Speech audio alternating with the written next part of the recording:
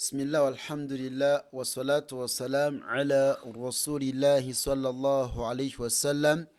Twebaza Allahu subhanahu wa ta'ala akyatuwadde obuwangazi, tumusaba okusasira n'ebyengera ku mbaka Muhammadu sallallahu alayhi wasallam, oyo gwe yatutumira nga rahmata lil alamin, nga kyakusasira eri ebitonde byonna.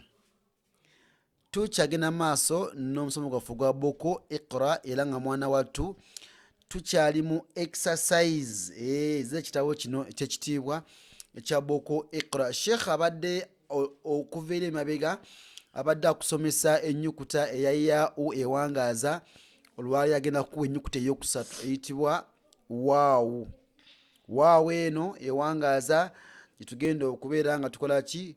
Tusomako olunaku olwolwairo insha Allahu tabaraka wa taala. Nabagambye nti kino kitabo olina kukiva mabega okukitegeera.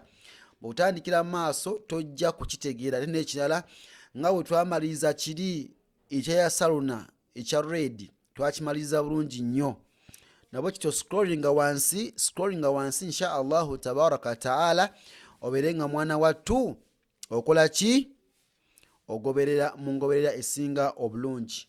Tuli ku Basra Studies YouTube, tuli ku Basra Studies TikTok, tuli ku Basra Studies accounts zaffe zonna kweziri, ate nga zonna za mugaso nnyo eri obulamu bwonna, obulamu nga gwomuki omusaamu ayagala okuyiga ekitabo kye Quran. Naam.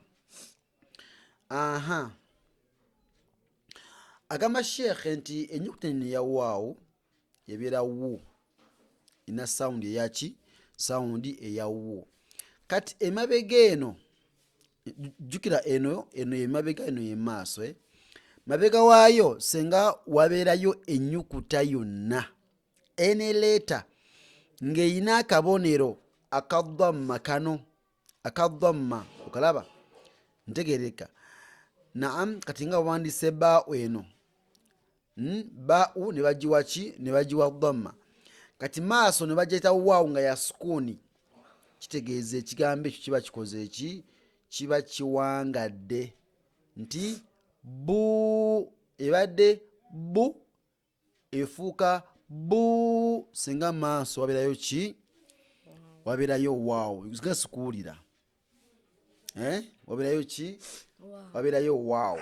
Ntegerekese basiraamu, tulina ennyukuta 3 eziwangaaza. Tulina alif, tulina waawu ne yaau. Twagamba alifu ewangaaza ddi?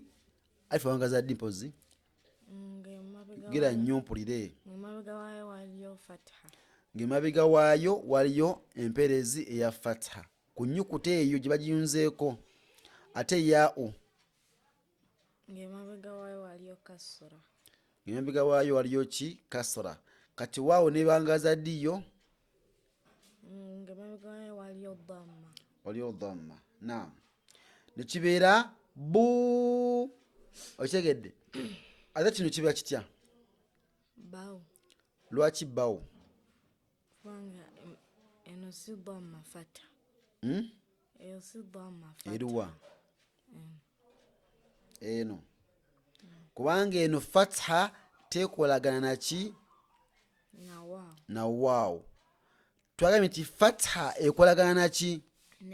Na alif. Singa wano wabaddewo alif, kyandibadde kitya?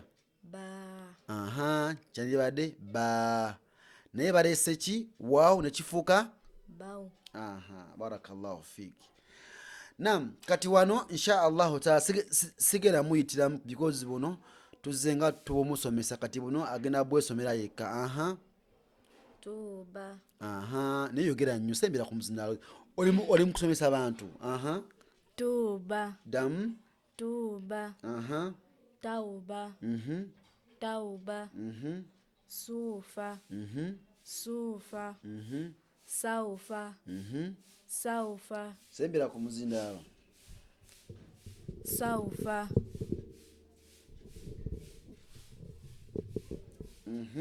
Ogambye ki? Saufa. Ate kino? Juufa. Juufa. Egenda emirundi ebiri. Ogwokubiri gwabayizi ogusooka guba gugwe oguddako gwabayizi. Jufa. Jufa. Jaufa. Jaufa. Luha. Luha. Lauhun. Damu. Lauhun. Lwaki osomye bwotyo?